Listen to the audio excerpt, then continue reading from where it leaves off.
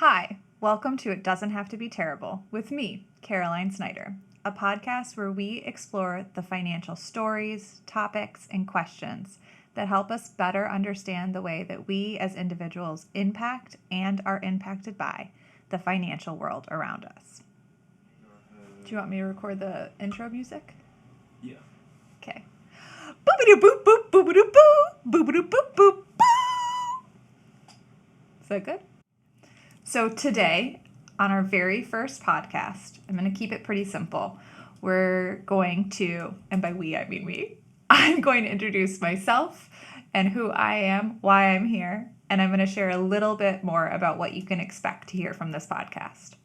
So my name's Caroline. I'm a financial coach, and I work primarily with small business owners.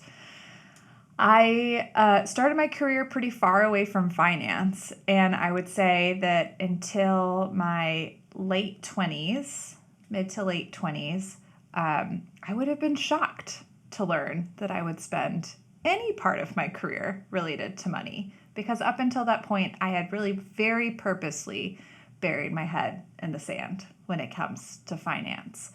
I thought that the only way to be good with money and to be good at finances was to be really good at math. And even though I did well in math classes, I didn't have the confidence, and I always felt like I didn't quite understand well enough. In my mid-20s, I taught high school social studies, and I taught a financial literacy / economics / a mess of a class. And in that class, I realized a couple things. One, I realized that my finances were a hot mess.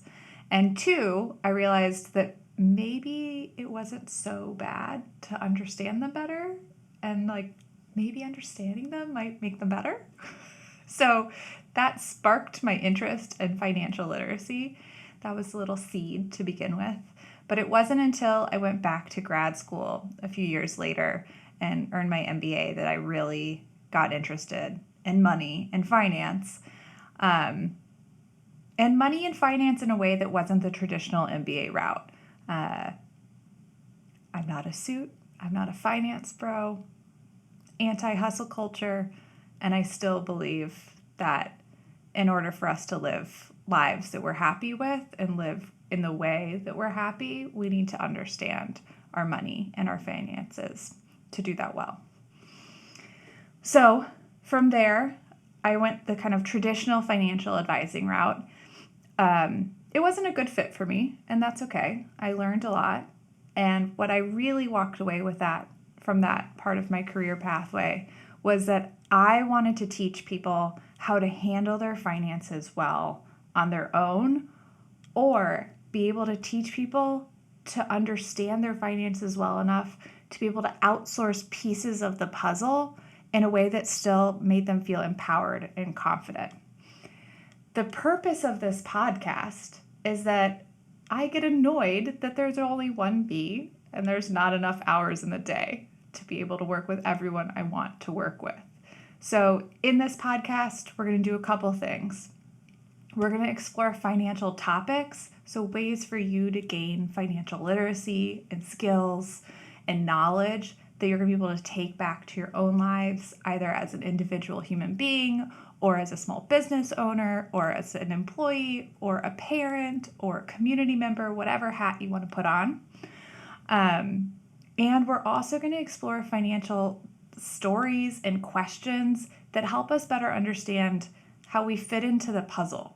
Because try as we might, we're never going to be able to take ourselves out of the financial world. We're part of it. It impacts us. We impact us. We impact it. It impacts us. We impact it. And I strongly believe that the way to be able to impact it, to move it in a more positive direction, is by understanding the system and knowing which levers we can and cannot pull and how to do so. I'm so excited that you're here to start this journey with me. I can't wait to see what happens next. Thanks for being here.